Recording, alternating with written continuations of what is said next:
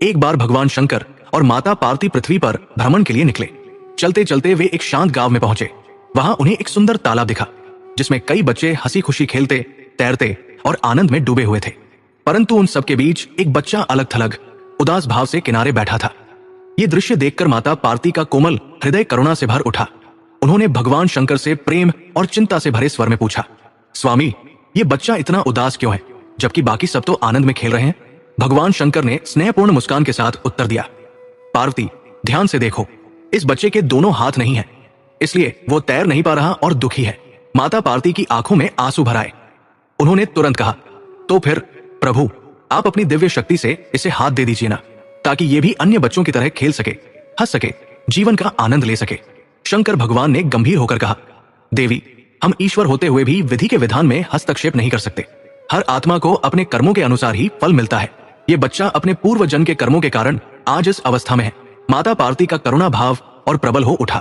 उन्होंने हाथ जोड़कर विनती की, हे नाथ, आप करुणा के सागर हैं, कृपा करके इस बालक को नया जीवन दे, इसकी पीड़ा दूर कर दें। भगवान शंकर माता पार्वती की करुणा से प्रभावित होकर सहमत हो गए। उन्होंने अपने तपोबल से उस बालक को दोनों हाथ प्रदान कर दिए। जैसे ही उसे हाथ मिले, उसकी आंखों में चमक लौट आई। वो खुशी से तालाब में कूद पड़ा और बाकी बच्चों के साथ तैरने लगा। कुछ समय बाद, एक सप्ताह बाद, भगवान शंकर और माता पार्वती पुनः उसी मार्ग से गुजरे। उन्होंने देखा कि तालाब में अब केवल वही बच्चा तैर रहा था, जबकि बाकी बच्चे किनारे खड़े भयभीत होकर देख रहे थे। माता पार्वती ने विस्मय और चिंता से पूछा, स्वामी, अब क्या हुआ? बाकी बच्चे बाहर क्यों खड़े हैं? भगवान शंकर ने कहा, ध्यान से देखो, वही बच्चा अब पानी में बाकी बच्चों को जबरन डुबो रहा है, इसलिए सब बच्चे उससे डरकर बाहर भाग गए हैं। ये सुनकर माता पार्वती स्तब्ध रह गई।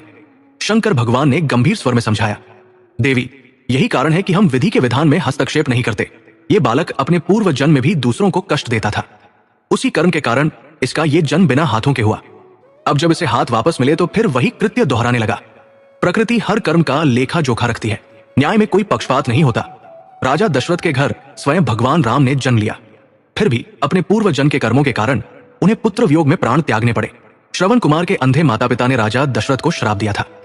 जिस प्रकार हम अपने पुत्र श्रवण की मृत्यु से दुखी होकर प्राण त्याग रहे हैं, उसी प्रकार एक दिन तुम भी अपने पुत्रों के वियोग में तड़प कर प्राण त्यागोगे। यही श्राप दशरथ के जीवन का अंत बन गया। इससे यह स्पष्ट होता है कि किया गया कर्म, चाहे अच्छा हो या बुरा, उसका परिणाम अवश्य मिलता है, चाहे वो सामान्य मनुष्य हो या स्वयं ईश्वर।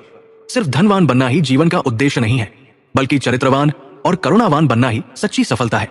अगर यह प्रसंग आपको पसंद आया हो तो वीडियो को लाइक और सब्सक्राइब करें और कमेंट में हर हर महादेव जरूर लिखें।